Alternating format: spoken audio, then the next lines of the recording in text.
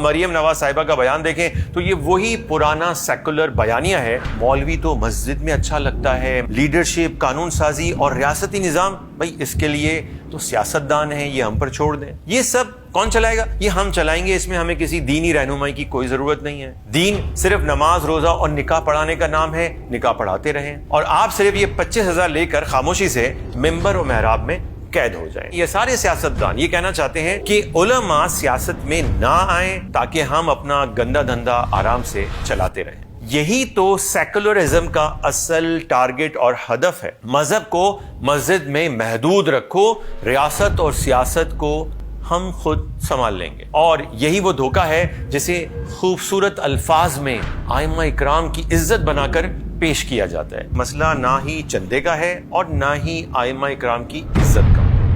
بسم اللہ الرحمن الرحیم۔ ناظرین، پچھلے دنوں مریم نواز صاحبہ کے ایک بیان سے میرے ذہن میں چند باتیں آئی ہیں، وہ آپ سے شیئر کرنی ہے، کیونکہ جب ہم علماء اکرام، ائمہ اور مذہبی کارکنان سے بات کرتے ہیں تو وہ کہتے ہیں کہ بھائی ہمارے پاس تو کوئی طاقت ہی نہیں ہے، ہم تو کچھ کر ہی نہیں سکتے ہیں۔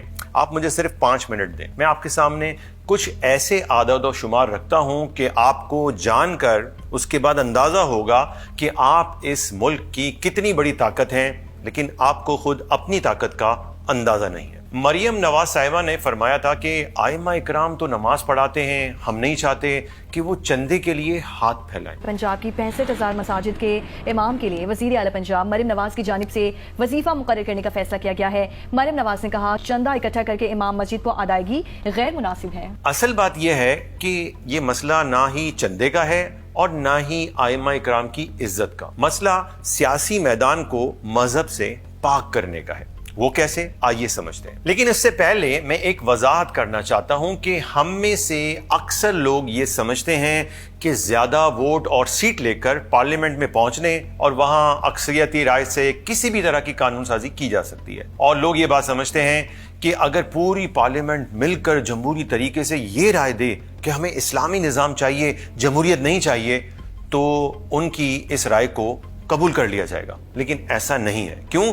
اس لیے کہ جس نظام میں خدا کے حکم پر قانون سازی ہو وہ عالمی جمہوری طاقتوں کے نزدیک جمہوریت ہی نہیں ہے، ڈیموکریسی ہی نہیں ہے۔ اس لیے وہ پاکستان کی یہ جو ہائیبرڈ قسم کی اسلامی جمہوریت ہے، اس کو بھی مغربی جمہوریت کی طرح ہی دیکھنا چاہتے ہیں اور اس کے لیے وہ مسلسل کوشش کرتے رہتے ہیں۔ تو اس لیے میں یہاں پر جو بات کروں گا وہ صرف سمجھنے کے لیے ہے کہ آپ کتنی بڑی طاقت ہیں۔ پنجاب میں رجسٹر ووٹرز کی تعداد تقریباً 7,77,00,000 ہے، اور پنجاب حکومت کی جانب سے شائع کی جانے والی رپورٹ کے مطابق پورے پنجاب میں 68,554 68,554 مساجد ہیں، تمام مسالک کی۔ انہوں نے پورا کیٹیگرائز کیا ہے، بریلوی، دیوبندی، اہل تشیع وغیرہ وغیرہ۔ اگر ووٹرز کو پورے پنجاب کی 68,554 مساجد پر تقسیم کریں تو ایک مسجد اوسطاً 1124 ووٹرز سے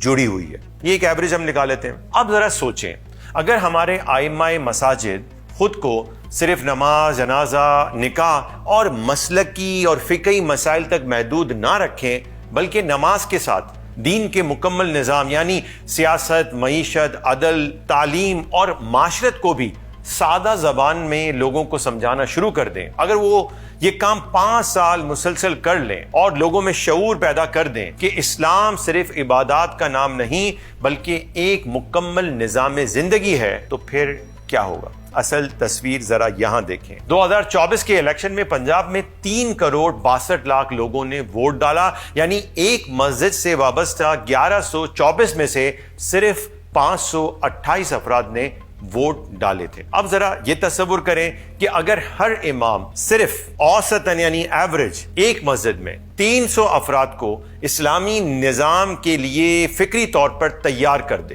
ہوتا کیا ہے کہ ہمارے یہاں پہ جو لوگ بات بھی کرتے ہیں تو وہ اپنی تنظیم کی بات کرتے ہیں، اپنی جماعت کی بات کرتے ہیں، اسلامی نظام کی بات نہیں کرتے۔ اگر اسلامی نظام کے لیے تیار کر دے تو پورے پنجاب میں کم از کم 2 کروڑ باشعور ووٹر تیار ہو سکتے ہیں۔ یہ تعداد مجموعی ٹرن آؤٹ یعنی کتنے ووٹ پڑے ہیں ان ووٹس کا تقریباً 56.81% بنتی ہے۔ اب آپ خود بتائیں کہ اکثریت کس کے پاس ہوگی, حکومت کس کے ہاتھ میں آئے گی. اور یہ جو میں نے حساب کتاب بتایا نا, یہ کم از کم اندازہ بتایا ہے. لیکن دوسری جانب حقیقت کیا ہے وہ سب لوگ جانتے ہیں کہ اس وقت صرف 2% سے بھی کم مساجد میں سیاسی یا فکری یا نظاماتی یعنی اسلام کے نظام کو بیان کرنے کا شعور دیا جاتا ہے. وہ بھی جب دیا جاتا ہے تو پھر کچھ نہ کچھ جماعتی ہوتا ہے, مسلکی ہوتا ہے اور بڑا ہی محدود انداز میں ہوتا ہے. آپ کو یہ جان کر حیرت ہوگی کہ تمام مذہبی جماعتیں اسلامی نظام پر اتفاق بھی رکھتی ہیں مگر پھر بھی تقسیم ہے. اور دوسری طرف جب ہم دیکھتے ہیں ریاست کو تو ریاستی سطح پر آپ دیکھیں سیکولرزم اور لامذہبیت کو بڑی تیزی سے بڑھایا جا رہا ہے, اور نتیجہ